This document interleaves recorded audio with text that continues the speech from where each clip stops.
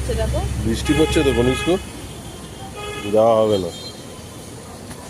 ওখানটা কি দেখো, হলো? ওইখানটায় দেখো না, ওইখানটায় জলটা হ্যাঁ, ভালো। বৃষ্টি পড়ছে, আমরা দাঁড়িয়ে পড়েছি, আর যেতে পারছি না মিষ্টির দোকানে এসে। লাইটের কাজটা বোঝা যাচ্ছে। আটাটা নিলে ভালো হতো। কনিষ্ক, আজকে ছেড়ে দাও, আর যেতে হবে না নিমন্ত্রণ বাড়ি। এই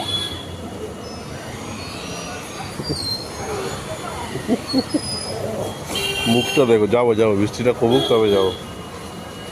যাবো তো,